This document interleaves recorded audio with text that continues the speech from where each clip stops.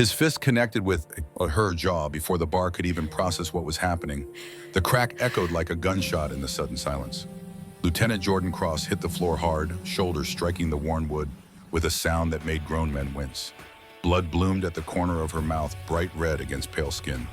The anchor bar went dead silent. Master Sergeant Cole Brennan stood over her chest, heaving knuckles still clenched. Behind him, 3 Delta Force operators watched with phones already raised recording. Their grins were wide, predatory, the look of men who'd never faced real consequences for anything. What none of them knew, what nobody in that room understood, except for one old man sitting quietly in the corner, was that the young woman on the floor had killed more enemy combatants than their entire unit combined. She'd survived 11 minutes underwater in flooded caves off the Somali coast. She'd pulled 3 American hostages out of hell while bleeding from a punctured lung. She wasn't staying down because she couldn't fight back. She was staying down because she was counting. Jordan Cross had learned a long time ago that some battles you win with your fists. Others you win by knowing exactly when not to use them. The neon sign above the anchor buzzed and flickered, casting sick yellow light across the faces of the 40 or so service members packed into the off-base dive. It was Friday night near Naval Base Coronado, which meant half the West Coast Special Operations community was drinking away another week of training rotations and canceled deployments. Jordan had been sitting alone in the corner booth for the better part of 2 hours. A dog-eared paperback lay open under a light that barely worked. Tom Clancy, ironically. Red Storm Rising. She was on page 47. Same page she'd been stuck on for 30 minutes because her mind kept drifting back to dark water and the taste of her own blood in her regulator. 4 months. It had been 4 months since Somalia, and she still couldn't make it through a chapter without her chest tightening. She wore civilian clothes tonight. Faded jeans, a navy hoodie with no unit markings, hair pulled back in a simple bun. Nothing that screamed military, nothing that invited attention. In her experience, the best operators were the ones nobody looked at twice. The ginger ale in front of her had gone flat an hour ago. She kept it anyway. Having a drink in your hand meant people left you alone. Behind the scarred wooden bar, Mac Henley polished the same glass he'd been working on for 10 minutes. 68 years old Marine Corps veteran. He'd seen Jordan come in here every Friday for 6 months now, always alone and always with a book she never seemed to finish. He recognized the look in her eyes. The 1,000-yard stare that said she'd seen things that didn't fade when you closed your eyes at night. The girl was carrying weight she couldn't put down. He heard Brennan's crew before the door even swung open. Loud voices, the particular brand of confidence that came from men who'd never really been tested. Not in the ways that mattered. Master Sergeant Cole Brennan walked in first. 6'3", built like a linebacker jaw like carved granite. 32 years old with 4 deployments to Afghanistan under his belt and a chest full of medals that said he was supposed to be one of the best. He moved through the world like it owed him space, and up until now, the world had mostly obliged. Behind him came Sergeant Luis Rivera, 23, and eager, still young enough to think that following Brennan made him untouchable. Then Specialist Jackson and Reeves, both cut from the same cloth. Hard men who'd done hard things but had never learned the difference between strength and cruelty. Victory tastes like bottom-shelf whiskey, gentlemen. Brennan's voice carried across the entire bar. He dropped onto a stool with enough force to make it creak. 4 rounds, Mac. We just crushed the combat readiness assessment. Perfect scores across the board. Mac set down his glass slowly. His voice when he spoke was flat and neutral, the tone of a man who'd learned to pick his battles. 1 round, then water. Brennan laughed. Not real laughter, the kind that comes with power, with the certainty that nobody's going to tell you no. Come on, old man, we're celebrating. America's finest just proved why we're the finest. Mac didn't argue. He poured 4 shots of whiskey and set them down without comment. Some fights you couldn't win by engaging. It was Reeves who spotted Jordan first. He nudged Rivera with his elbow, nodding toward the corner booth with his chin. Check out the bookworm. Brennan followed his gaze. His eyes narrowed slightly when he saw the navy hoodie. Probably some admin assistant, Jackson muttered, playing sailor typing up reports while real operators do real work. Rivera leaned forward, voice dropping to a stage whisper that carried across half the bar. I heard there's some girl playing SEAL around here. Bet that's her. Diversity hire. Checking boxes so the Navy can pretend it's progressive. Mac's hands stopped over the glass rack. Just for half a second. Long enough to say he'd heard, he knew, and he was watching. Brennan took a long pull of his whiskey, set it down slowly. His eyes never left Jordan. So she's not just a fake warrior, Emma, he said, voice rising slightly. She's a quota hire. Hey, sweetheart. He raised his voice. That ginger ale looks tired. Want a real drink? We got bottles older than your service record. Jordan didn't look up. She turned a page of her book with the same deliberate calm she'd used to field strip a rifle. Precise. Controlled. Giving away nothing. That annoyed Brennan more than anything she could have said. He stood, grabbed his glass, and as he turned toward his buddies, he knocked the edge of it just enough to send whiskey splashing across the floor. Some of it caught the toe of Jordan's boot. She looked down at her boot, then back at her book. No reaction, no acknowledgement. Brennan took a step forward, then another, moving into her space with the swagger of a man who'd never been told no by anyone he respected. You gonna clean that, sweetheart? Jordan closed her book. Not hard, not loud, just final. She set it aside carefully, her right hand resting on the spine a moment longer than necessary, like she was weighing whether the next 60 seconds were worth what they'd cost her. She didn't stand. Instead, she raised her eyes to meet Brennan's. Her voice when she spoke was surgical, flat, understated. The kind of tone that doesn't cut until later, when you're lying awake at 3 in the morning, wondering why you can't stop thinking about it. You made the mess, Sergeant. You clean it. Behind the bar, Mac took a single step forward. Not intervening, just positioning himself, watching. Rivera barked a laugh. Oh, damn, she talks. Brennan gave a mock look of surprise playing to his audience. Didn't know Navy girls came with attitude. Must have installed it after the diversity training. Jackson raised his phone higher, making sure the frame captured both of them. Let's see if the sailor girl cries, he muttered to Rivera. Brennan stepped closer. Too close. Close enough that Jordan could smell the whiskey on his breath and see the broken blood vessels in his eyes. Close enough that anyone watching knew this was about dominance, not conversation. You got a problem, little girl. Jordan's expression didn't change. She didn't blink, didn't flinch. Just sat there with the patience of someone who'd learned to conserve energy, because survival sometimes came down to who could outlast whom. That stillness made Brennan angrier. He leaned down and with 2 fingers flicked her ear. Hard enough to sting, light enough to seem playful if anyone asked later. The kind of casual violence men use when they think they can get away with it. What's the matter? His grin was all teeth. Cat got your tongue. Mac moved around the end of the bar. That's it. You're done. Back off now. But before he could reach the booth, Brennan struck.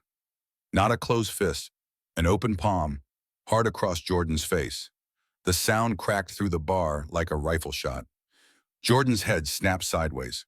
The force of it knocked her off the seat and onto one knee beside the table. Her shoulder caught the corner of the booth on the way down. Blood welled at the corner of her mouth where her lip had split against her teeth. The bar erupted in gasps. A pool player dropped his cue. Someone said, Jesus Christ, in a voice that sounded genuinely shocked. Even Brennan looked surprised, like maybe he'd expected her to scream, to cry, to fight back. Something. Anything. But Jordan just knelt there on the worn floorboards, breathing slowly, methodically, her eyes focused on a point in the middle distance that none of them could see. She was counting. 1, 2, 3. The phones came out. Multiple screens, glowing in the dim light, recording from different angles. You getting this? Rivera whispered to Jackson. Hell yeah, this is gold. 4, 5, 6. Jordan rose slowly. No stagger, no hand reaching for balance. Just controlled movement like a dancer finding center. Blood had trickled from her bottom lip, catching along the side of her chin. She wiped it with her knuckle. No drama, just a woman taking inventory. 7, 8, 9. She looked at Mac first, then at the phones, then at Brennan. When she spoke, her voice was the same flat surgical tone she'd used before, but now it carried something else underneath, something cold and patient and absolutely certain. You're all done here. Not a threat, not a warning, a statement of fact delivered with the same inflection someone might use to note that it was raining outside. Brennan laughed first, loud, forced. Yeah, you gonna call the bartender, police, gonna file a complaint with HR? Jordan didn't answer. She picked up her jacket from the booth, slid one arm in, then the other. Took her time like she had nowhere else to be and nothing to prove to anyone in the room. She walked past Mac, past the Delta operators, past the phone still recording. No limp, no hesitation. Straight out the rear exit, leaving nothing behind but the echo of her boots on concrete and a bar full of people who didn't understand what they just witnessed. A long beat of silence passed. Then Rivera called after, her voice carrying through the open door. Guess that's Navy for you. Sinks without a fight. They laughed again, but this time it sounded thinner. Performed, like actors who'd forgotten their next line. Mac didn't laugh. He just stood there with his hand on the bar towel, jaw set tight, eyes on the door she'd walked through. Brennan turned to him. Something funny, old man? Mac looked up, looked right through him with eyes that had seen Viet Cong torture and somehow made it home alive. Not yet, he said quietly, but there will be. Outside the parking lot was empty except for scattered vehicles and sodium lights that turned everything amber and shadow. Jordan paused beneath one of those lights. She reached up, brushed her collar straight, touched the split in her lip with her fingertip. The blood was already clotting. She pulled out her phone, not to call anyone, to check the time, to note it, to remember. 22:13 hours. Then she walked toward the small security outpost at the base access gate, where a young MP sat reading a magazine under fluorescent lights. He looked up when she entered, surprise crossing his face. Ma'am Jordan gave him her name, her rank, her badge number. Her tone hadn't changed from the bar. Calm, measured, professional. I'm reporting an off-base incident involving 4 active-duty Army Delta Force operators. Minor assault. I have names and descriptions. The MP blinked. His eyes found the blood on her chin, the swelling starting along her jawline. Do you want to file charges, ma'am? Jordan looked down at her hands, then back up. No, I want it documented. Date, time, location, parties involved. Everything on record. Yes, ma'am, I can do that. She gave him the details. Brennan's name tape, the bar name, the time of the incident, the fact that multiple people had recorded it on their phones. When she finished, she turned to leave. Ma'am, the MP called after her. Are you sure you don't want medical? That lip looks... I've had worse. She walked out into the night, not limping, not looking back, just walking like she already knew what came next, and she was simply waiting for everyone else to catch up. 4 months ago, Somalia, Operation Ghost Tide. The helicopter circled 3 times over the compound before they got the green light. Jordan checked her gear for the 4th time in as many minutes. Scuba rig, rebreather. Mark III Navy knife strapped to her thigh, sidearm, radio, everything in its place. Beside her, Master Chief William Bull Dawson sat with his eyes closed, breathing slowly. 62 years old, and he still deployed like he was 30. Gulf War vet, the kind of operator who'd forgotten more about special operations than most people would ever learn. You ready, kid? His voice was gravelly, worn smooth by decades of shouting orders over helicopter rotors and gunfire. Jordan nodded once. 3 hostages, American embassy personnel. Intel says they're being held in a cave system that floods with the tide. We've got a 4-hour window. And if the intel's wrong, then we adapt. Dawson opened his eyes, looked at her with something like approval. That's my girl. The helicopter touched down 2 kilometers from the target. They fast-roped into elephant grass under a moonless sky. 6 operators plus Jordan. She was the dive specialist, the one who could hold her breath longer than anyone else in DevGru, the one who didn't panic when the world went dark and cold and your lungs started screaming for air. They moved through the darkness like ghosts. Silent, efficient, a decade of training distilled into perfect execution. The cave entrance was exactly where the CIA said it would be, a black hole in the limestone cliff face, water already rising as the tide came in. They had maybe 3 hours before the entire system flooded completely. Dawson held up a fist. The team stopped. Cross, you're up. We'll hold the perimeter. Jordan checked her rebreather one last time. The cave entrance looked like a throat waiting to swallow her whole. She dove. The world went dark immediately. Her headlamp cut a narrow cone of light through water so murky she could barely see her own hands.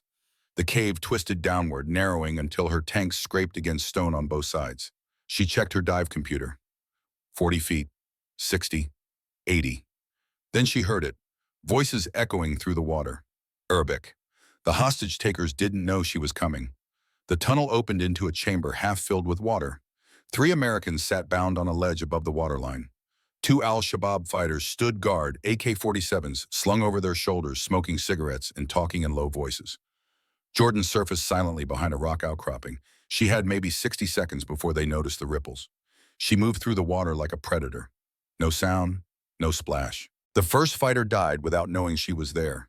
She rose up behind him, Mark III knife, finding the gap between his ribs with surgical precision. He dropped without a sound. The second fighter turned just as she erupted from the water. He managed to get his AK halfway up before she drove her blade into his throat. Blood sprayed across the cave wall. He fell backward, firing a burst into the ceiling as he went down. The gunfire echoed like thunder. Jordan was already moving. She cut the hostages free, her hands steady even as her heart hammered against her ribs.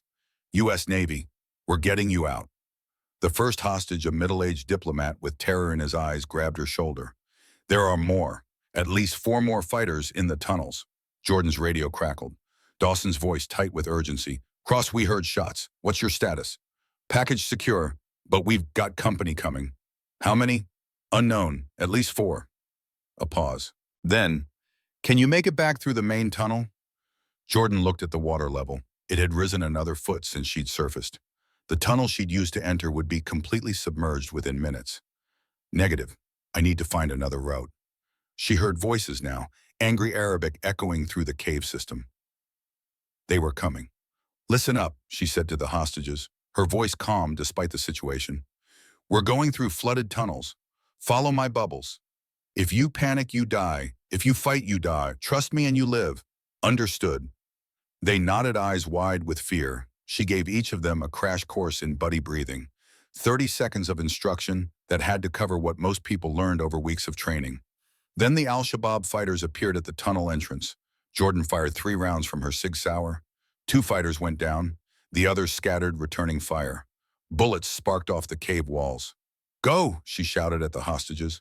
They dove into the water. She followed, pulling the diplomat who was struggling, helping him find the rhythm of breathing from her regulator. The tunnel was completely flooded now. 0 visibility. Jordan navigated by feel, one hand on the cave wall, the other gripping the diplomat's vest. Behind her, the other 2 hostages followed their panic, a physical presence in the water. Her dive computer read 8 minutes, then 10, then 12. Her lungs started burning. The rebreather was running low. She'd given too much air to the diplomat, keeping him alive at the cost of her own oxygen. At 13 minutes, her vision started to tunnel. Black spots danced at the edges. Her body screamed for air. Then something hit her hard in the side. Sharp, searing. She looked down and saw blood blooming in the water. A bullet had found her through the cave wall, punctured her lung. Every instinct screamed at her to surface, to breathe, to give up. But 3 Americans were depending on her. Jordan kept swimming. At 15 minutes, her hand broke through to open water. She hauled herself onto a rocky beach, dragging the diplomat with her. The other 2 hostages surfaced seconds later, gasping and sobbing. Extraction helicopter was already inbound. Dawson's voice on the radio, urgent and worried. Cross report. She tried to answer, coughed blood instead. Dawson found her 30 seconds later, sprawled on the rocks with a sucking chest wound and 3 very alive American embassy personnel. He dropped to his knees beside her, his weathered hands already working to seal the wound. Jesus Christ, kid. 15 minutes. You were under for 15 minutes. Jordan's vision swam.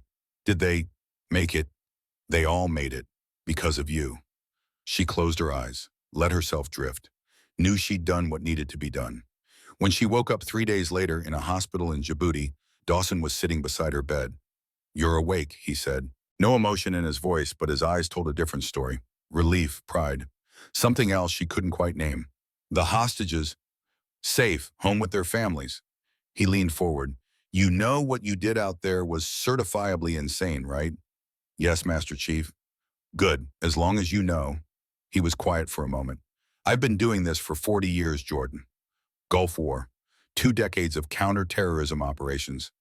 And I've never seen anything like what you pulled off in that cave. Most operators would have drowned. Hell, most operators would have quit the moment they felt that bullet hit. Jordan touched her chest where bandages covered the wound. You taught me that some things are worth dying for. I taught you that some things are worth living for. There's a difference. He stood, moved to the window. The intelligence officer who briefed us before the mission, the one who said the tunnel system was navigable, he was wrong, dead wrong. You went into a death trap and came out with 3 lives.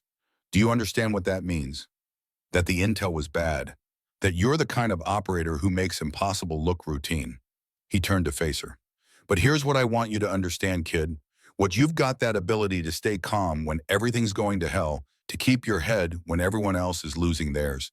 That's not just about combat. That's about everything. Life, people. All of it. Jordan looked at him, not understanding yet, but knowing somehow that this was important. I spent 7 months as a POW, Dawson said quietly. They tortured me every day. They wanted me to break, to give up names and locations. And you know what I learned? She shook her head. The people who survived weren't the strongest or the toughest. They were the quietest, the ones who could take pain without making a sound. Because the moment you scream, you give your enemy power. The moment you break, they win. He moved closer to her bed. You stayed quiet in that cave. You kept your head. You didn't panic. And that's why everyone lived. I was just doing my job. No, his voice was firm. You were proving something that most people never learn. That real strength isn't about how much noise you make. It's about how long you can stay silent when everything in you wants to scream. Jordan would remember those words 4 months later, kneeling on the floor of the anchor bar with blood on her lip and a phone recording her humiliation. She would remember them when she stood up without fighting back, when she walked out without saying a word, when she documented the assault instead of avenging it. Because Master Chief Bull Dawson had taught her that some battles you win by being the loudest, most violent person in the room, and some battles you win by being the quietest. Back at Coronado 3 days after the bar incident, Jordan stood in Commander Sarah Mitchell's office at 0800 sharp. Outside the window, SEAL candidates ran obstacle courses under the California sun, their instructors screaming encouragement that sounded more like threats. Commander Mitchell was 48 Gulf War veteran, JAG officer with a reputation for not suffering fools. She sat behind her desk with Jordan's incident report open in front of her. Lieutenant Cross, ma'am, I've read your report. I've watched the videos, all 4 of them, different angles, all showing the same thing. Master Sergeant Brennan assaulting you without provocation. Mitchell leaned back in her chair. I've also seen your medical report. Split lip, minor contusion. You declined further treatment. Yes, ma'am. Why didn't you fight back? Jordan met her eyes directly. Because fighting back would have resulted in a he said, she said situation with no clear resolution. By documenting the incident with multiple witnesses and video evidence, I ensured there would be no ambiguity about what occurred. Mitchell's expression didn't change, but something shifted in her eyes. Respect, maybe, or recognition. You're playing a long game. I'm playing the only game that matters, ma'am. Mitchell stood, walked to the window, watched the candidates struggle through their evolution. What Brennan did was assault on a superior officer. That's Article 128 of the UCMJ. He's looking at court-martial, possible discharge, the end of his career. She turned back to Jordan. But here's what you need to understand. This isn't just about one drunk sergeant in a bar anymore. Word has spread. Everyone on this base knows what happened. Some people think you're brave. Others think you're weak for not defending yourself. I don't care what they think. You should, Mitchell's voice was sharp. Because in 72 hours, you're going to be the lead instructor for Operation Arctic Hammer. Jordan's eyes widened slightly. Ma'am, joint training exercise, extreme cold weather, survival and combat operations. We're talking minus 40 degrees, Alaska wilderness, 2 weeks of the hardest training we can throw at our operators. Mitchell pulled a folder from her desk. Navy SEALs, Army Rangers, Delta Force, the best of the best, and you're going to be in charge of all of them. With respect, ma'am, I'm not command qualified for. You're the most qualified cold weather survival specialist we have. 3 years in Norway exchange program, certified Arctic warfare instructor. You've operated in conditions that would kill most people. Mitchell set the folder down. And you're being given this assignment for another reason. Jordan waited. Because we need to send a message. That what happened in that bar isn't acceptable. That women in combat roles aren't targets. And that the Navy stands behind its people. Mitchell's voice softened slightly. But I need to know you're ready for this. Because Cole Brennan will be in that training evolution, along with his entire Delta team. He'll be under my command. He'll be under evaluation. If he passes your standards, he continues with his unit. If he fails, he gets pulled and reassigned. Mitchell fixed Jordan with a hard stare. Can you be objective? Can you grade him fairly despite what he did? Jordan thought about Dawson's words, about staying quiet when everything in you wants to scream. Yes, ma'am, I can be fair. Good, because this isn't about revenge. This is about standards. This is about proving that the system works, that merit matters more than gender or ego or who hits the hardest. Mitchell handed her the folder. You report to Fort Greely, Alaska in 72 hours. Read the brief. Prepare your curriculum. And Lieutenant, yes, ma'am. Don't make me regret this recommendation. Jordan walked out of that office with the folder under her arm and something cold and certain settling in her chest. This wasn't about pride. This wasn't about showing Brennan up or humiliating him. This was about changing the system. That evening, she found Dawson at the SEAL Team Ready Room breaking down equipment from a training dive. He looked up when she entered, reading her expression in a single glance. "Arctic Hammer," he said. "Not a question. How did you? I recommended you." He set down the regulator he'd been inspecting. "Mitchell called me 2 days ago, asked if you were ready to lead a joint evolution. I told her you've been ready since you pulled those hostages out of Somalia." Jordan set the folder on the bench beside him. "Brennan will be there, under my command." "I know. He's not going to take orders from me, not after what happened." "Probably not." Dawson stood crossed his arms. "Which is exactly why you need to do this. Because you're not just training operators anymore. You're proving something bigger." "I'm not interested in proving anything." "Yes, you are." His voice was gentle but firm. "You're proving that the right response to violence isn't always more violence. You're proving that power doesn't come from how hard you can hit, but from how long you can endure. You're proving that a woman can do this job better than men who think muscles and aggression are all that matter." Jordan looked down at her hands. They were steady, but she remembered how they'd shaken after Somalia, how she'd woken up every night for weeks with the taste of cave water in her mouth. "What if I fail?" "Then you fail, but you won't." Dawson stepped closer. "You want to know how I survived 7 months in that POW camp? It wasn't because I was tough. It was because I learned to count. Every blow, every insult, every day. I counted them all, and I promised myself that when I got out, I'd use that pain to make me better, not bitter." He touched her shoulder. "You've already started counting, kid. I saw it in your eyes in that incident report. You're not looking for revenge. You're looking for change. And that's the most dangerous weapon you could possibly have." Jordan nodded slowly. "Brennan doesn't know what he started." "No," Dawson agreed. "He doesn't, but he's about to find out." 2 days later, Jordan boarded a C-130 heading for Fort Greely, Alaska. She sat alone in the cargo bay, surrounded by cold weather gear and equipment. The folder Commander Mitchell had given her lay open on her lap. Operation Arctic Hammer. 2 weeks. 50 operators from 3 branches. Objective: prepare for a classified operation in the Arctic Circle involving potential terrorist activity near critical oil infrastructure. Her job: teach them to survive in conditions that could kill in minutes. Test them until only the best remained. Create a force capable of operating in the most hostile environment on Earth. And in the process, teach Master Sergeant Cole Brennan what it meant to face someone who fought with patience instead of fists. The plane climbed through clouds. Jordan looked out the small window at California disappearing below.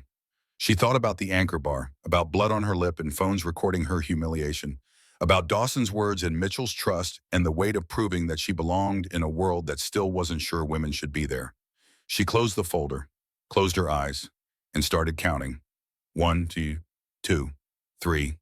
By the time she reached Alaska, she'd be ready, and Cole Brennan would learn what Jordan Cross had known since that cave in Somalia, that the quiet ones don't stay quiet because they're weak. They stay quiet because they're counting, planning, waiting. And when they're done counting, the whole world changes. The C-130's engines droned on through the darkness, carrying her toward mountains and ice, and a reckoning that had already begun the moment Brennan's hand connected with her face. He just didn't know it yet. But he would. The cold hit like a physical blow the moment Jordan stepped off the transport. Minus 38 degrees Fahrenheit, and that was before wind chill. Fort Greely, Alaska sat in the interior of the state, surrounded by mountains that made the Rockies look gentle. This was where America trained its warriors to survive the kind of cold that turned spit to ice before it hit the ground. Jordan stood on the tarmac watching 50 operators file off 3 separate aircraft: SEALs, Rangers, Delta Force. The cream of American special operations, all gathered for 2 weeks of training that would break most of them. Master Chief Dawson appeared beside her, his breath forming clouds in the Arctic air. He'd flown up separately officially, as her senior advisor unofficially, as the steady hand that would keep this entire evolution from exploding. 23 SEALs, 18 Rangers, 9 Delta operators, he said quietly. Average age 28, combined combat deployments over 200, and every single one of them thinks they already know everything about cold weather ops. Then we'll teach them different. Some of them won't make it past day 3. Jordan watched Cole Brennan step off the Delta Force transport. Even from 50 yards away, she could see the set of his jaw, the way he moved through the other operators, like he owned the space they occupied. He spotted her and stopped. Their eyes met across the frozen tarmac. He didn't look away. Neither did she. "He's going to test you," Dawson said, "probably within the first 24 hours. I'm counting on it." 2 hours later, Jordan stood before 50 operators in the converted hangar briefing room. She'd already run them through the basics, survival protocols, equipment, standards, failure rates. Now came the real test, the question period. Brennan raised his hand from the back row. Jordan could see it coming before he even opened his mouth. This was his play to undermine her authority in front of everyone. She nodded at him. "Sergeant, ma'am, I mean no disrespect, but most of us have multiple winter deployments. Afghanistan, Northern Iraq. We've operated in cold before. What makes this training different?" The room went quiet. Every operator watched to see how she'd handle it. Jordan's expression remained neutral. "Different, how, Sergeant? Different from operational cold or different from what you think you know?" That caught him off guard. His jaw tightened. "Because if you're asking whether Alaska is colder than Kandahar in January," Jordan continued, her voice level, "then yes, substantially. If you're asking whether your experience matters, it does. But experience with cold weather isn't the same as expertise in Arctic survival." She pulled up a thermal image on the screen. "At -40, which is our training baseline, your body's response changes fundamentally. Your Afghanistan experience taught you to manage cold. This training will teach you to fight in it, think in it, operate when your body is actively shutting down." She clicked to the next slide showing frostbite damage. "Exposed skin freezes in under 5 minutes. Your fingers and toes go first. Then your nose, your ears. You won't feel it happening until it's too late. And once the tissue dies, it's gone. No amount of tough guy attitude brings it back." One of the younger Rangers raised his hand. Jordan nodded at him.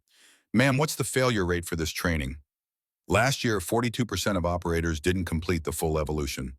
The year before that, 51%. She paused. "I expect this year to be higher." Murmurs rippled through the room. Brennan leaned forward. "You expect it to be higher because the standards are going up. We're not training you to survive cold weather anymore. We're training you to operate in it, to fight in it, to complete mission-critical tasks while your body is actively shutting down." Jordan's voice remained level. "Some of you won't make it. You'll quit, or you'll fail, or your body will give out. And that's fine. Better to learn your limits here than in the field when American lives depend on you." She clicked through several more slides. Proper layering techniques, caloric requirements in extreme cold, how to identify the early stages of hypothermia in yourself and your teammates.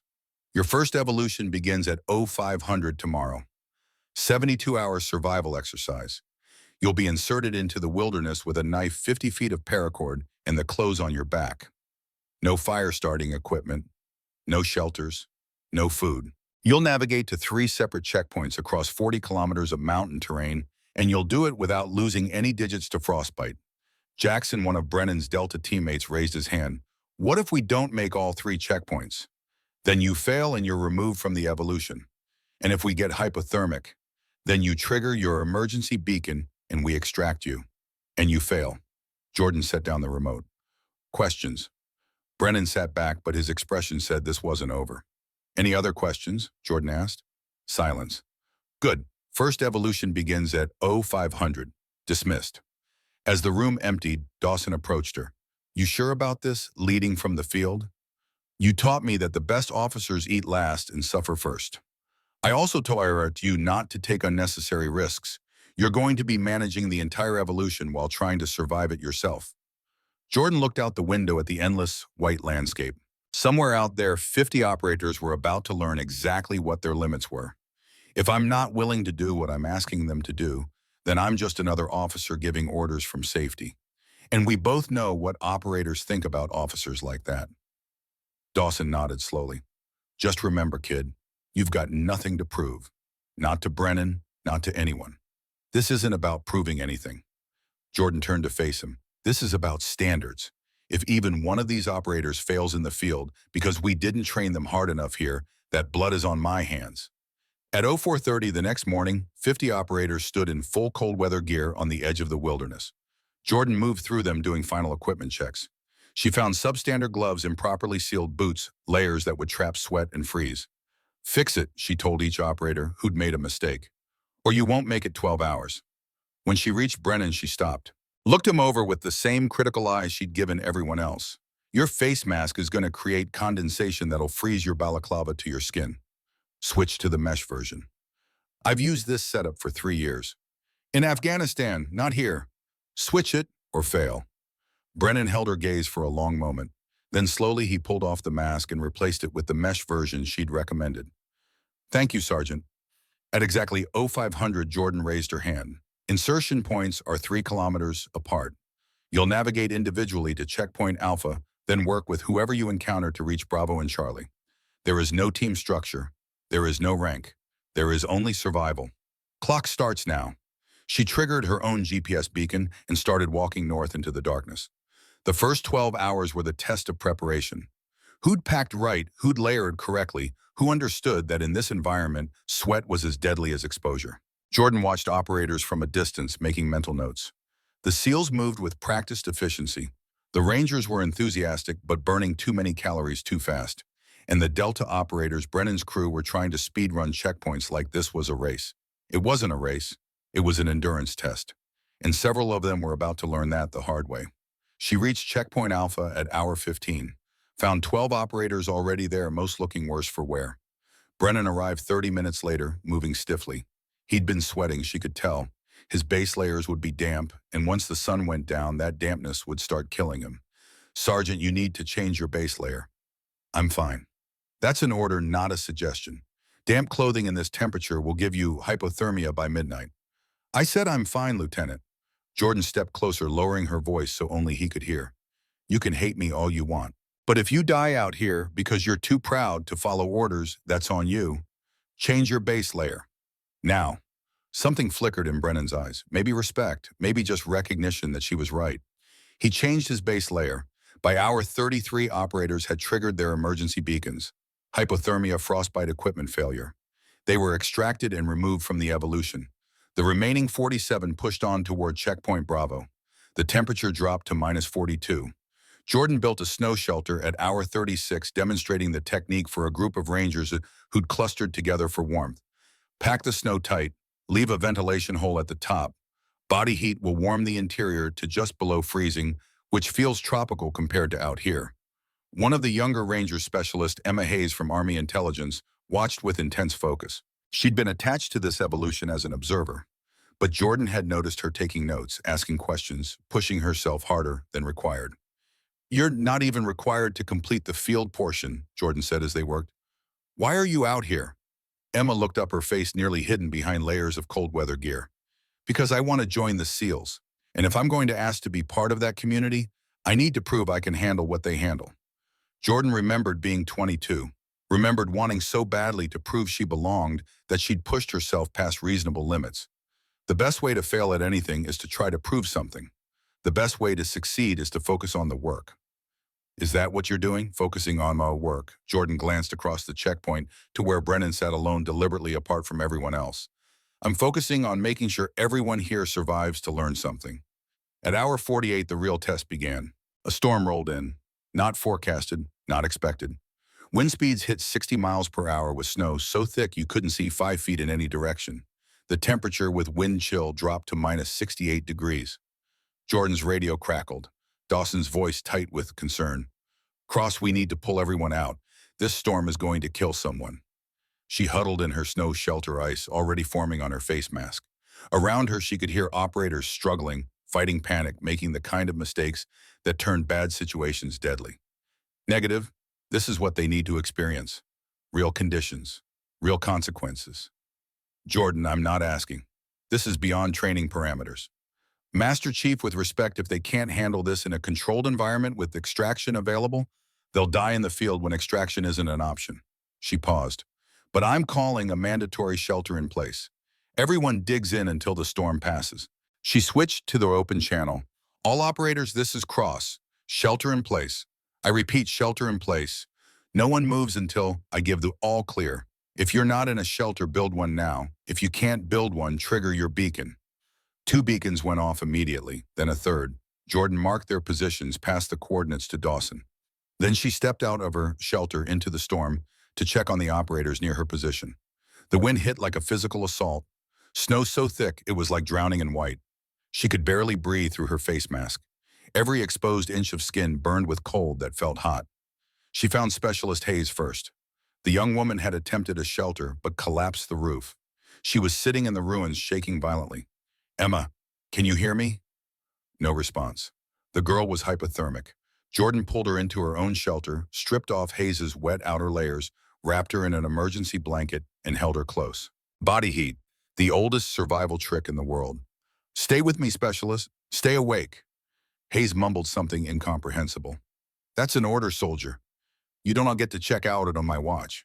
It took 20 minutes before Hayes stopped shaking, another 30 before she could speak clearly. "I'm sorry, ma'am. I should have built the shelter better." "You're alive, that's what matters. Now rest. The storm will pass." But Jordan knew she had to check on the others. She left Hayes in the shelter with strict orders not to move and pushed back out into the storm. She found 3 rangers clustered together, their shelter adequate. Found a group of SEALs who'd built something that looked like it could survive a nuclear blast. They waved her off clearly fine. Then she heard it, a voice screaming into the wind. "Help, somebody, help!" Jordan fought through the storm toward the sound. Found Luis Rivera, one of Brennan's Delta teammates, on his hands and knees in the snow. His shelter had blown away. He was in the first stages of panic. "Rivera, look at me." He turned, eyes wild. "I can't feel my hands. I can't feel my feet." Jordan grabbed him, forced him to focus. "Where's your emergency beacon?" "I don't know. I dropped it. I can't find it." She could have left him, could have triggered her own beacon and had him extracted as a failure. But that wasn't why she was here. "Come on, my shelter. Move." She half-dragged, half-carried him back to where Hayes was waiting, stuffed both of them into a space meant for one person. It was cramped and uncomfortable, but it was survival. "Where's Brennan?" she asked Rivera. "I don't know. We split up at Checkpoint Bravo. He went north, I went east." North, toward the most exposed terrain. Jordan checked her GPS. Brennan's beacon showed him 300 meters away, not moving. She should have called for extraction, should have let Dawson's team handle it. But she thought about what Dawson had taught her, about leading from the front, about never asking someone to do something you wouldn't do yourself. "Stay here," she told Hayes and Rivera. "Don't leave this shelter for any reason." "Ma'am, you can't go out there." But Jordan was already moving.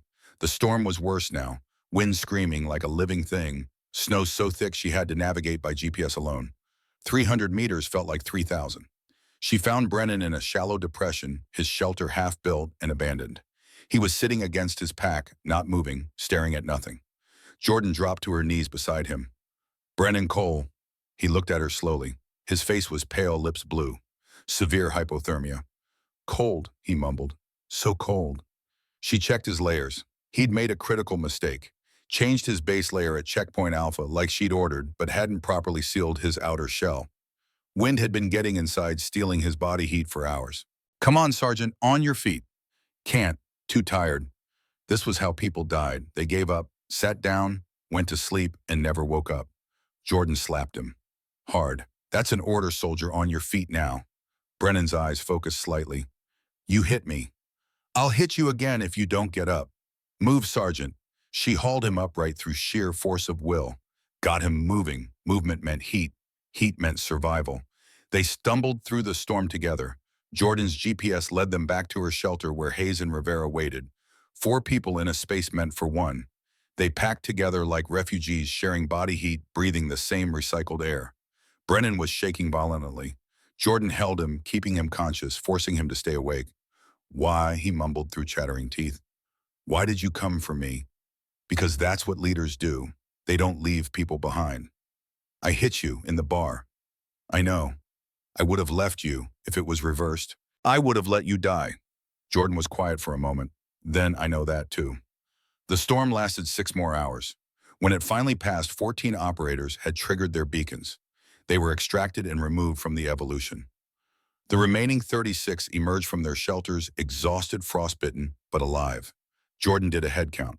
Everyone was accounted for. No deaths, no permanent injuries. She triggered the all clear and led them to Checkpoint Charlie. The extraction helicopters found them there at hour 63. 36 operators had completed the evolution. Brennan was one of them. As they loaded onto the helicopters, Brennan stopped beside Jordan. "You saved my life." "I did my job." "I don't understand you." His voice was quiet, confused. "I hit you. I humiliated you. And you still came for me." Jordan looked at him, really looked at him. Saw not the arrogant Delta operator who'd struck her in a bar, but a man who'd just learned something fundamental about his own limitations. Because I'm not you, Sergeant. I don't lead with my ego or my fists. I lead with standards. And the standard is that we don't leave people behind, even when they deserve it. Back at Fort Greely, the operators were given 48 hours of recovery time. Hot showers, real food medical checks. Jordan spent most of it in debriefs, going over every decision, every close call, every lesson learned. On the third day, training resumed. The evolution now was different, more technical, marksmanship in extreme cold. They moved to the range where Jordan demonstrated shooting with the Macmillan TAC-50, a 50 caliber sniper rifle that could take down targets at over a mile. The wind was 20 miles per hour, gusting to 40, temperature minus 35, conditions that made accurate shooting nearly impossible. Jordan settled into position behind the rifle, controlled her breathing, waited for the moment between heartbeats. She fired. 1,800 meters downrange, the target shattered. Wind compensation, breath control, and understanding how cold affects your ammunition, she said to the assembled operators. At this temperature, your propellant burns differently. Your bullet trajectory changes. You need to adjust for factors most shooters never consider. She fired again. Another hit at 1,800 meters. Brennan stepped up to take his turn. He was a good shooter, better than most. His first shot missed by 2 feet. Wind pushed you, Jordan said. Reset. He fired again. Closer, but still a miss. You're tensing before the trigger break. Cold makes you want to rush. Don't. Patience wins. Third shot, a hit but barely. Edge of the target. Jordan stepped back up, demonstrated the proper technique again. Perfect shot, dead center. She didn't say anything. Didn't gloat. Just showed him that it could be done. Over the next week, the training intensified. Ice diving, avalanche survival, hand-to-hand combat in full cold weather gear. Every evolution designed to push operators past their preconceptions about what was possible. And through it all, Jordan maintained the same quiet competence. She didn't yell, didn't insult, just demonstrated, corrected, and expected excellence. The operators started to notice, started to realize that she wasn't teaching them just to prove she could. She was teaching them because their lives might depend on it. Even Brennan started to change. He stopped challenging her orders, started asking questions instead of making statements. Watched her with something that looked almost like respect. But then came the day everything shifted. Day 12, Jordan was conducting a briefing on classified Arctic operations when her phone buzzed. She glanced at it. A message from Commander Mitchell. Call me, urgent. She excused herself, stepped outside into the brutal cold and dialed. Lieutenant Cross, we have a situation. Mitchell's voice was tight. CIA has confirmed terrorist activity near the Arctic oil infrastructure. They're planning to sabotage the Trans-Alaska pipeline. We need operators who can function in those conditions. When? You're looking at deployment in 3 weeks. But there's something else. Mitchell paused. We've been investigating Master Sergeant Brennan. Deep background check after the Bardot incident. Jordan's chest tightened. What did you find? He's been receiving payments from a defense contractor, a company called Arctic Defense Solutions that manufactures heated base shelters for Arctic operations. They want the military to adopt their equipment instead of training personnel for extreme cold. He's been paid to sabotage this training. We can't prove sabotage, but the payments are real, $50,000 over the past 6 months. And there's more. 3 years ago in Afghanistan, Brennan was in charge of a high-value target capture. The target escaped. The operation was a failure, but the official report was buried classified. Jordan processed this. Why pursuing? Because admitting that a Delta Force operation failed that badly would have been embarrassing. So they classified it, blamed it on bad intelligence, and moved on. Brennan has been covering up a failure his entire career. Does he know we know? Not yet, but we're going to confront him tomorrow, and I need you there. Jordan hung up, stood in the cold for a long moment. Everything she thought she understood about Brennan suddenly had another layer.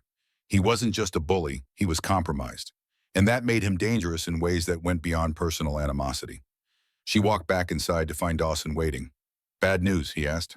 Complicated news. She told him about the investigation, about the payments, about the classified failure. Dawson was quiet for a long moment. You know what this means, right? This isn't just about harassment anymore. This is about operational security. This is about whether we can trust him in the field. I know. And you know what happens next. Jordan nodded slowly. Court-martial, not just for hitting me, for everything. The next morning, Jordan stood in Commander Mitchell's office with Brennan, his JAG attorney, and 3 senior officers. The evidence was laid out on the table. Bank statements, classified documents, witness testimony. Brennan sat silent through most of it. His face was stone. When Mitchell finished presenting the evidence, she looked at him directly. Master Sergeant Brennan, do you deny receiving payments from Arctic Defense Solutions? A long pause, then quietly, no, ma'am. Do you deny that these payments were made in exchange for your cooperation in undermining Operation Arctic Hammer? I deny that I've done anything to undermine this operation. Then what were the payments for? Brennan's jaw worked. They said they wanted an insider perspective on Arctic training, someone who could evaluate whether their equipment would be beneficial. It was supposed to be consulting work. Did you report this arrangement to your chain of command? Silence. Did you report it, Sergeant? No, ma'am. Mitchell leaned back. And the Afghanistan operation, the one where your target escaped? Brennan's face went white. That's classified. I have clearance. Answer the question.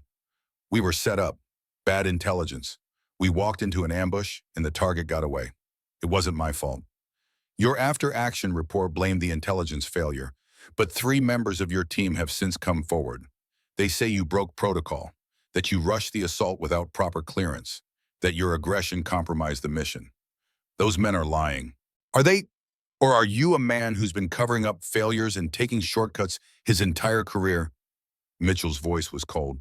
And when you couldn't handle a female SEAL showing you up in training, you struck her in a bar because your ego couldn't accept that she might be better at something than you. Brennan's hands clenched into fists. That girl has been setting me up from day one. She manipulated this entire situation. Jordan spoke for the first time. I didn't manipulate anything, Sergeant. I created opportunities for you to show who you really are. And you showed us. Brennan turned on her. You think you're so smart, so controlled, but you're just another operator with something to prove. No, Jordan's voice was quiet but carried through the entire room. I'm an operator with nothing to prove. I've already done the work. I've already earned my place. You're the one who's been pretending, covering up failures, taking money under the table, hitting women when you can't handle being challenged. She stepped closer to him, and now you're sitting here trying to blame me for your choices. But every single thing that happened was your decision. You decided to hit me. You decided to take those payments. You decided to compromise operational security. Not me, you. The room was silent. Mitchell closed the folder in front of her. Master Sergeant Brennan, you're being charged with assault on a superior officer, conduct unbecoming, accepting unauthorized payments, and compromising operational security. You're remanded to custody pending court-martial. Sentence recommendation is reduction in rank 5 years confinement at Fort Leavenworth and dishonorable discharge. She paused, looking at the senior officers. Additionally, Arctic Defense Solutions and its CEO, Marcus Hendricks, are under federal investigation for conspiracy to defraud the Department of Defense. 2 other Delta Force operators have been implicated in the payment scheme and are pending administrative review. Jordan felt something settle. Not satisfaction, just completion. The rot hadn't been just Brennan. It had been a system that rewarded shortcuts over standards. And now that system was being cut out.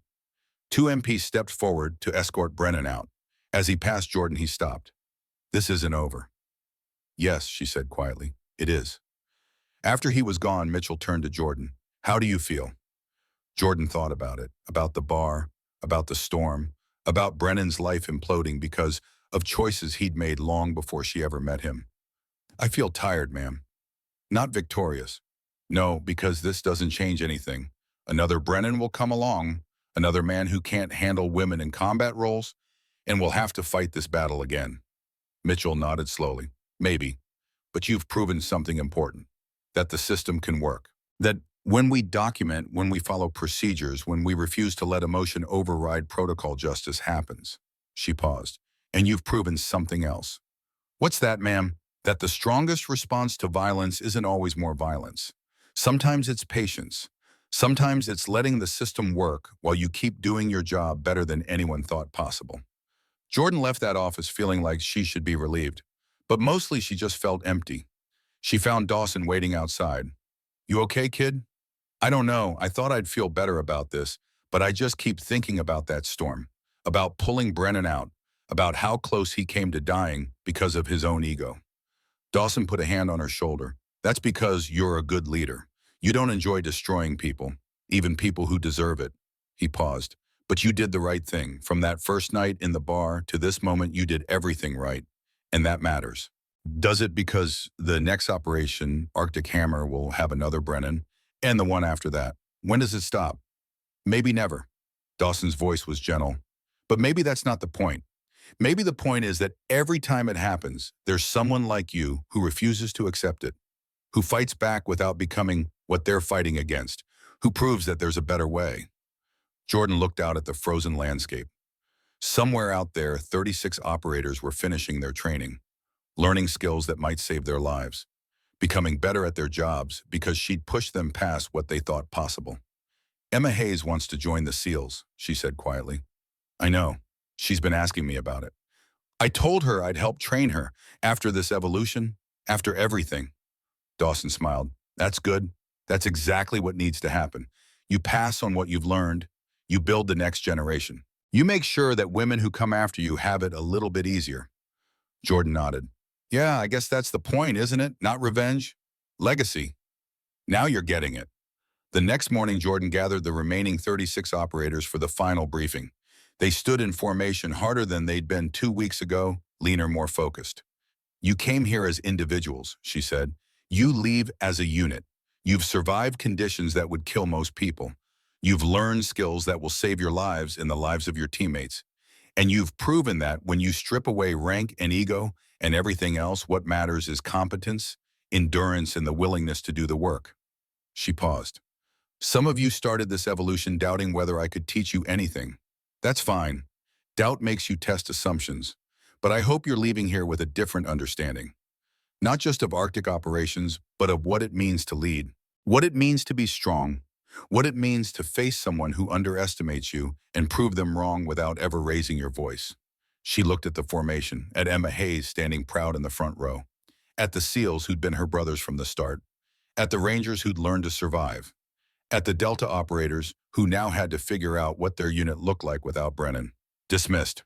They broke formation. Several operators approached to thank her, to shake her hand, to tell her they'd learned more in 2 weeks than they had in years. Emma Hayes was last. Ma'am, I wanted to thank you for everything, for showing me what's possible. You showed yourself that specialist. I just provided the environment. Will you really help me train for SEAL selection? Jordan looked at this young woman who reminded her so much of herself at 22.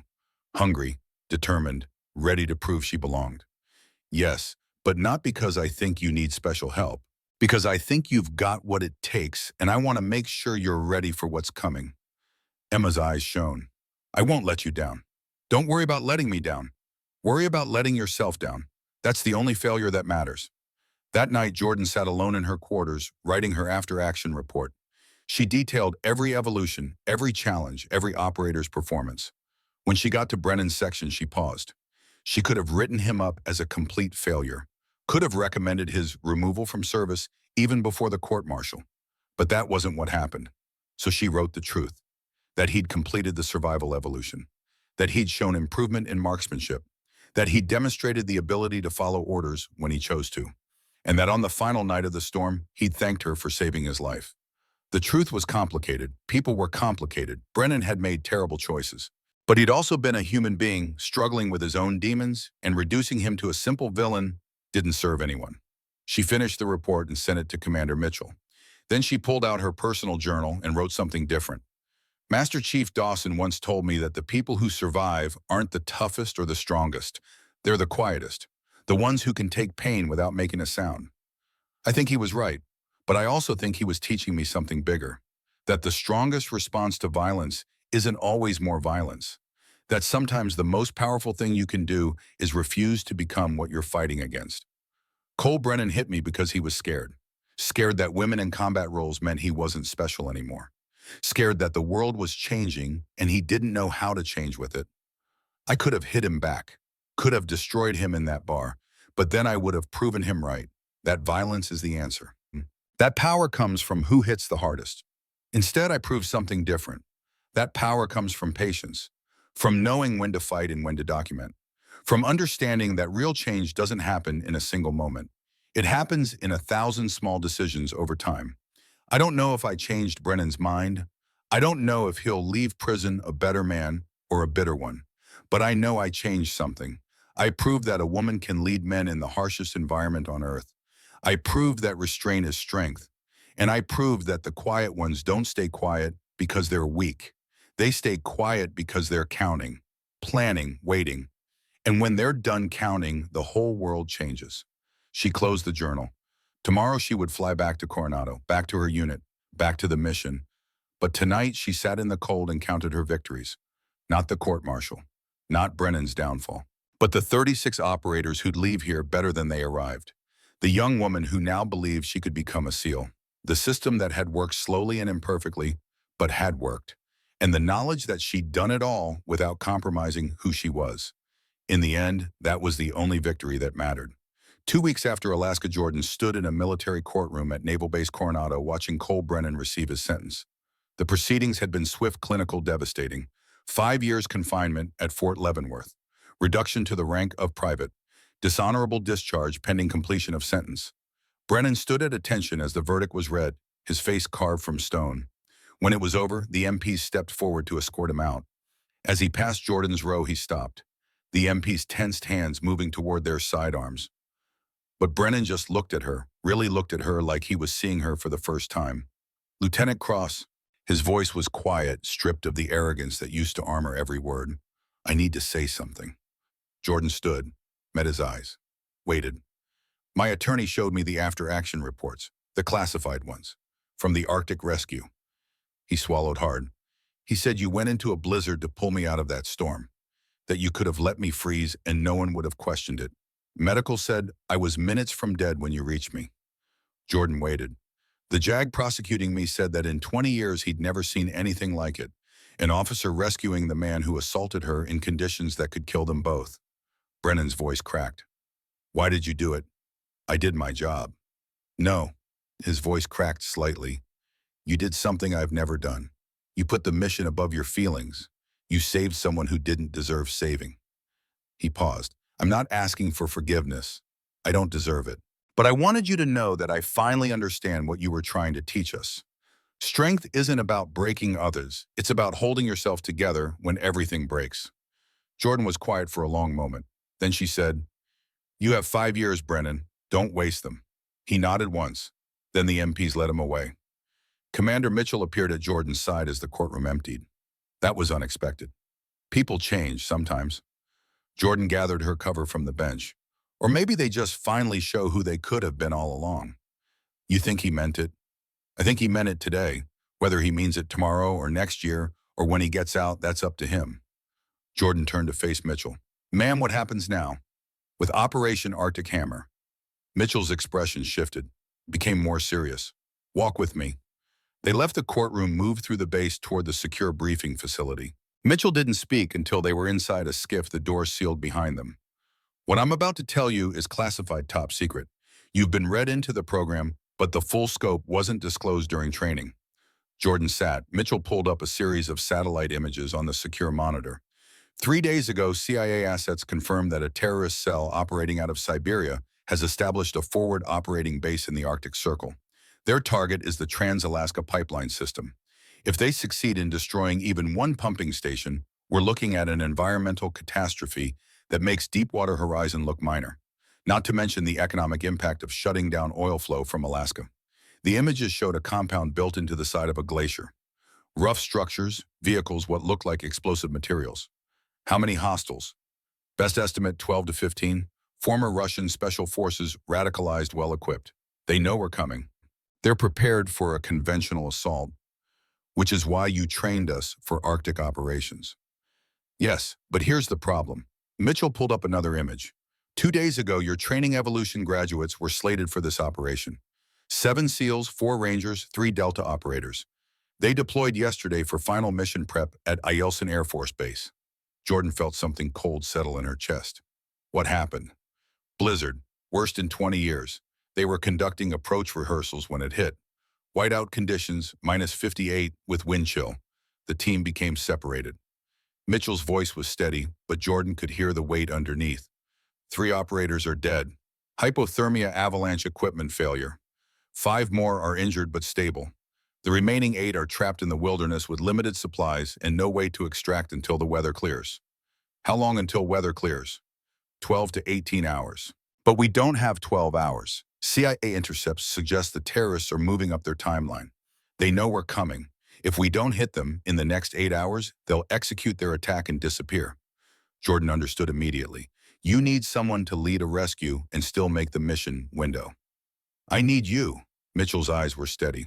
You're the only operator who's proven they can function in those conditions, who can lead a team through impossible weather and bring them home. But I won't order this. What I'm asking goes beyond any reasonable expectation. You'd be jumping into a blizzard conducting a rescue of 8 operators across unknown terrain and then immediately pivoting to an assault mission against a hardened target. The odds of success are minimal. The odds of survival are worse. Jordan thought about Master Chief Dawson's words, about how the quiet ones were the ones who survived, about how real strength was knowing when to endure. I'll need a team. You can pick anyone qualified who's immediately available. Jordan pulled out her phone, sent 3 text messages. 5 minutes later, Master Chief Dawson walked through the door. He was officially retired as of last week, but he'd delayed his terminal leave for reasons he hadn't explained. Now Jordan understood. I figured you'd need me for something stupid, he said, dropping into a chair. What's the mission?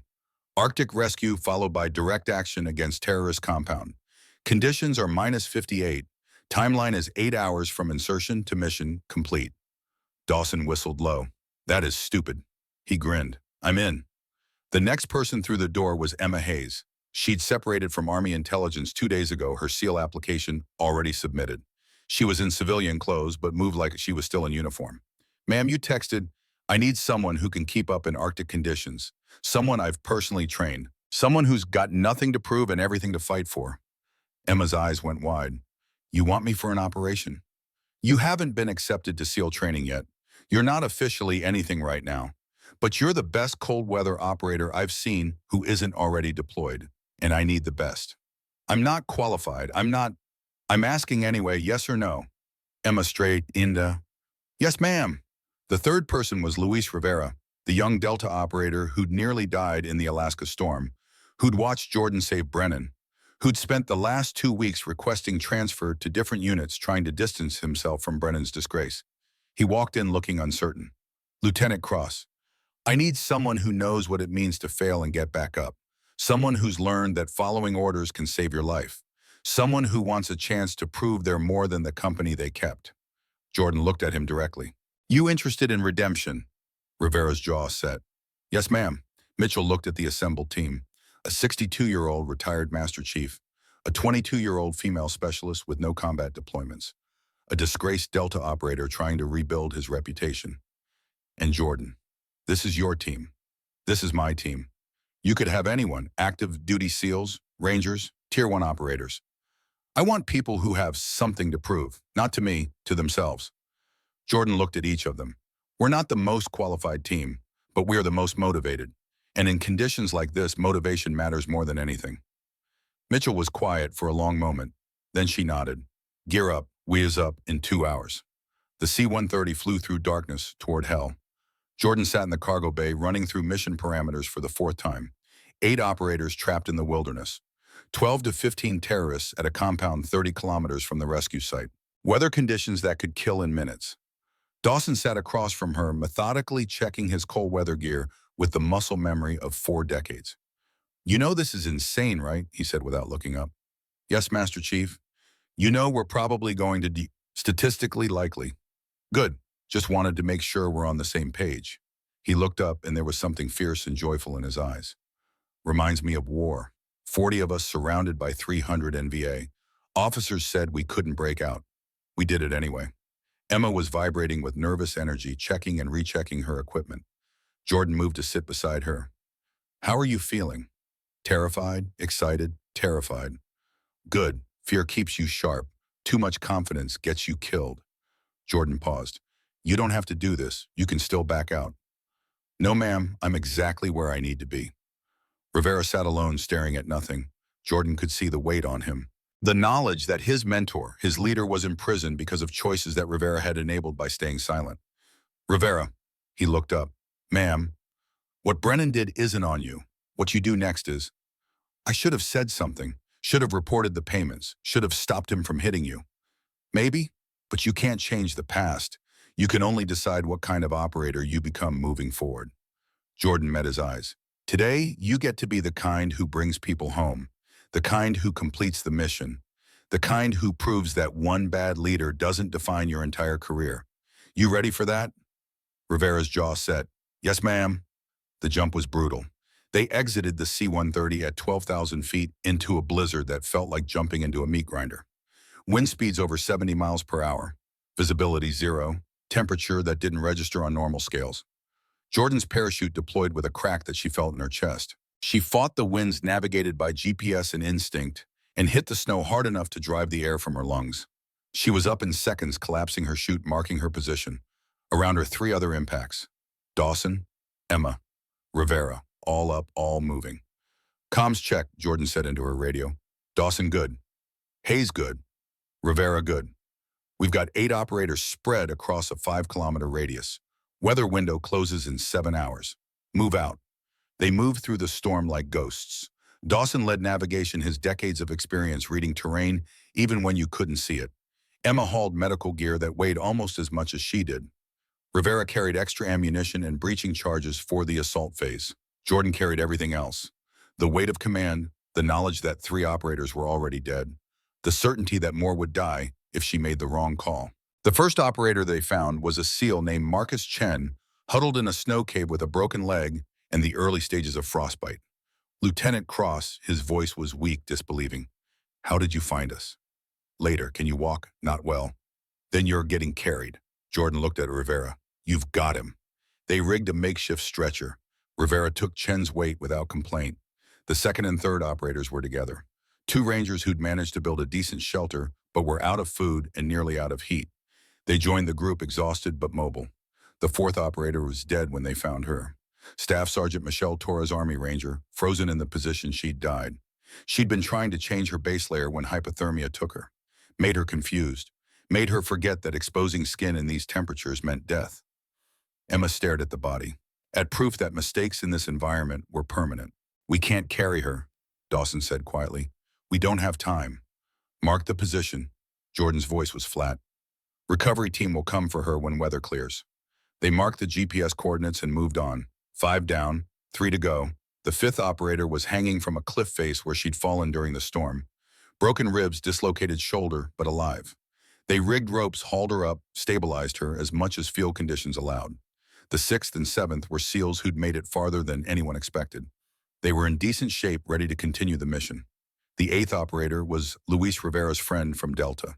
Specialist Jackson, one of the men who'd been with Brennan at the bar, who'd filmed Jordan getting hit, who'd laughed. They found him in a ravine, unconscious, severe hypothermia. Rivera dropped to his knees beside him. Jackson, come on, man, wake up. Jordan checked vitals. Weak pulse, shallow breathing. He was maybe 10 minutes from dead. We need to warm him now. They stripped his wet layers, wrapped him in emergency blankets, used chemical warmers. Emma gave him warm IV fluids. Dawson forced his jaw open and checked for airway blockage. It took 20 minutes they didn't have before Jackson's eyes fluttered open. Rivera, that's you, Yeah, brother, I got you. Jackson's eyes found Jordan. Recognition flickered. You came for me, after what I did. Jordan didn't answer, just finished securing his blankets. Why? Jackson's voice was barely a whisper. Because that's the job. They hauled him up, got him mobile. 8 operators rescued, 5 hours remaining. Jordan checked her GPS. The terrorist compound was 28 kilometers northeast, through mountain terrain, in a blizzard, with 8 exhausted, injured operators. Dawson saw her calculating. We can't make the assault window. No, we can't. Jordan looked at the rescued operators, at Rivera carrying Chen, at Emma supporting the Ranger with broken ribs, at Jackson barely able to walk. Then she made the hardest decision of her career. New plan. Dawson, you take everyone to the extraction point. Call for immediate helo evac. Get them to safety. What are you going to do? Rivera, Emma, and I are going to hit that compound. 3 operators against 15. 3 operators who've trained for this exact scenario, who know how to function in these conditions, who have something to prove. Jordan checked her rifle. You taught me that sometimes the mission matters more than the odds. Dawson looked at her for a long moment. Then he pulled her into a rough hug. You're the best operator I ever trained, kid. Come back alive. That's the plan. They split. Dawson led the rescued operators towards safety. Jordan, Emma, and Rivera turned northeast toward the compound. The approach took 3 hours through terrain that tried to kill them every step. Whiteout conditions. Ice fields that could crack under your weight. Wind that physically pushed you backward. But they were motivated. They were trained, and they were angry. When they reached the ridge overlooking the compound, Jordan glassed it with thermal optics. 13 hostiles confirmed, 4 in the main structure, 3 patrolling the perimeter, 6 in what looks like a barracks building. How do you want to play this? Rivera asked. Jordan thought about every lesson she'd learned, about patience, about restraint, about knowing when quiet was strength and when action was necessary. Emma, you're our sniper. Get into position on that eastern ridge. You'll have sight lines on the perimeter patrols and the main entrance. Wait for my signal. Yes, ma'am. Rivera, you're with me. We're going to breach the barracks building, first neutralize the majority force, then assault the main structure. Against 6 hardened terrorists with just the 2 of us. They're expecting a full team. They're prepared for a conventional assault. They're not expecting 3 half-frozen operators to walk through a blizzard and hit them from an impossible angle. Jordan smiled coldly. We're going to teach them the same lesson I taught Brennan, that the quiet ones are the most dangerous. Emma moved into position. Jordan and Rivera waited in the storm watching the patrol patterns timing their approach. At exactly 02:30, Jordan whispered into her radio, Emma, you have green light on perimeter patrols. 3 suppressed shots. 3 bodies dropped in the snow. The storm covered the sound. The remaining terrorists didn't even notice. Jordan and Rivera moved through the darkness. They reached the barracks building from the blind side. Rivera placed breaching charges on the hinges while Jordan covered the approach. On 3, 1, 2, 3. The door blew inward. Jordan was through before the echo faded. Close quarters battle. 11 minutes of controlled violence that would haunt her dreams for years. Rivera moved like he was born for this. Jordan flowed through the space like water, each shot precise, each movement economical. 6 terrorists down in under 60 seconds. They regrouped at the exit. Rivera was bleeding from a grazing wound across his shoulder. Jordan had taken a knife slash along her ribs. Neither injury was serious enough to stop. Main building, and Jordan said, oh, well, Emma, we need eyes. Emma's voice came through crisp and calm. 4 hostiles, 2 on ground floor, 2 upstairs. Looks like they're prepping explosives. Timers visible. You've got maybe 20 minutes before they detonate and bug out. Copy. Rivera, you're on point. They crossed the 50 meters between buildings at a dead run, crashed through the entrance. The ground floor hostiles turned weapons coming up. Jordan and Rivera fired simultaneously, both targets down. The upstairs was harder. Narrow staircase defenders with high ground explosives that could be triggered at any moment. Jordan went first. Took a round in her vest that cracked ribs but kept moving. Rivera was right behind her, returning fire. The first upstairs hostile died trying to reach the detonator. The second made it to the button. Jordan put 3 rounds through his center mass before his finger could complete the press. She rushed to the explosives. Sophisticated setup, Russian military hardware, timers counting down, 17 minutes remaining. I need EOD, she said into the radio. Emma's voice came back. No EOD available. It's just us. Jordan stared at the device. She'd had basic explosive ordnance training. Emphasis on basic. This was beyond her skill level, but it was all they had. Rivera, get Emma and fall back to safe distance. If I can't disarm this, you need to be clear. Ma'am, that's an order. Rivera hesitated, then nodded. It's been an honor, Lieutenant. Jordan turned back to the device, traced wires with her flashlight, remembered lessons from years ago.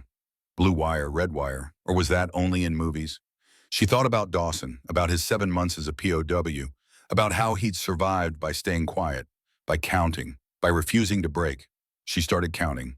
1, 2, 3. At count 742 with 3 minutes remaining on the timer, she found the bypass circuit. Cut it with wire snips from her kit. The timer stopped. Jordan sagged against the table, keyed her radio. Device neutralized. Target secure. Emma and Rivera came back in, found her sitting beside 50 pounds of C4 that had been 3 minutes from turning the compound and everything in a half-mile radius into a crater. Ma'am, Rivera's voice was shaking. Are you okay? Jordan started laughing, couldn't stop. The kind of laughter that comes when you've been so close to death that life suddenly seems absurd. I'm fine. We're all fine. We're all... Mission complete. Extraction came 2 hours later. Helicopters punching through the storm to pull them out. Jordan watched the compound disappear beneath them, a dark smudge against endless white. They'd done it, against impossible odds. 3 operators, 13 terrorists neutralized, 8 American operators rescued, pipeline saved. When they landed at Eielson Air Force Base, Commander Mitchell was waiting. Lieutenant Cross, preliminary reports suggest you just completed one of the most successful Arctic operations in U.S. military history. Jordan nodded, too tired to speak. 3 operators, 13 hostile KIA, 0 friendly casualties. Mission objectives exceeded. Mitchell paused. The Joint Chiefs are going to want a full debrief. Later, right now I need to check on my team. She found Dawson in the medical tent getting his hands treated for frostbite. He looked up when she entered. You're alive.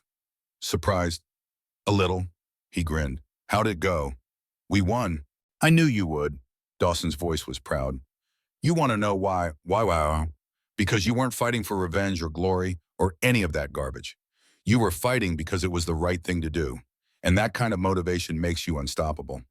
3 days later, Jordan stood in the same courtroom where Brennan had been sentenced. But today was different. Today she was receiving a Navy Cross for extraordinary heroism in combat operations. The citation read by the presiding admiral detailed the rescue, the assault, the bomb disposal. Everything that had happened in those impossible hours. When he pinned the medal to her uniform, he spoke quietly enough that only she could hear. You've changed something, Lieutenant. Not just on this base. Throughout the entire special operations community. You've proven that women can operate at the highest levels, that restraint is strength, that the best leaders are the ones who do impossible things and make them look routine. Jordan stood at attention, said nothing, just accepted the medal and the responsibility that came with it. After the ceremony, she found a letter waiting in her quarters. Prison stationery. Fort Leavenworth. She opened it. Lieutenant Cross, don't expect you to read this. I don't expect you to care. But I needed to write it anyway. I've been in prison for 2 weeks. It feels like 2 years, and I've had a lot of time to think about who I was and who I became. I was wrong about everything. About you, about women in combat, about what makes someone strong. I thought strength was about domination, about being the loudest, hardest, most aggressive person in any room. But you taught me something different. You taught me that real strength is choosing not to destroy someone when you easily could. That real power is having control over yourself, not others. I heard about the Arctic operation, about how you rescued 8 operators and hit that terrorist compound with just 3 people. And I realized something. I would have failed that mission, not because I'm not capable, but because I would have been doing it for the wrong reasons. For glory, for reputation, for ego. You did it because it was the job. Because people needed saving, and you were the one who could save them. That's the difference between us. And that's why you'll always be a better operator than I ever was. I'm not asking for forgiveness. I don't deserve it. But I wanted you to know that you changed me. In that bar in Alaska, in that courtroom. You showed me who I could have been if I hadn't been so busy trying to prove I was someone I wasn't. I have 5 years to think about that. To become the kind of man who deserves to wear the uniform again. I probably won't make it. Probably too broken. But I'm going to try. Because you showed me that trying matters. Semper Fi, Private Cole Brennan. Jordan read the letter twice, then folded it carefully and put it in her desk drawer. She didn't know if Brennan would change. Didn't know if 5 years in prison would make him better or bitter. But she knew she'd done everything she could, and sometimes that had to be enough. 2 months later, Emma Hayes reported to Bud's training. Jordan stood on the beach at Coronado watching the new class run into the surf for their first evolution. Emma was the only woman in a class of 47. Jordan watched her hit the water without hesitation, watched her surface and keep swimming, watched her prove that she belonged there. She's going to make it, Dawson said from beside her. He'd officially retired now, terminal leave complete, but he still showed up to watch the new classes. I know.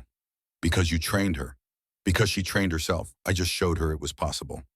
They stood in silence, watching the class struggle through the evolution. Some would quit. Most would quit. But some would make it through, would earn the trident, would become SEALs. And now for the first time, Jordan knew that one of those would be a woman she'd personally trained. Jordan's phone buzzed. A text from Emma sent during a break in training. Made it through Hell Week. 23 hours of surf torture. Didn't quit. Thought about you when it got bad. Thought about Alaska. This is easy compared to that storm. Thank you for showing me I could. Jordan typed back, you did it yourself, I just held the door open. Dawson glanced over read the text. That's 3 women in buds this cycle. 5 years ago, there were 0. You know why? Why Pushoamo? Because you went first. Because you didn't just survive the bar, Alaska, and the Arctic. You came back and built a ladder for everyone behind you. He paused. That's legacy, kid. That's what matters.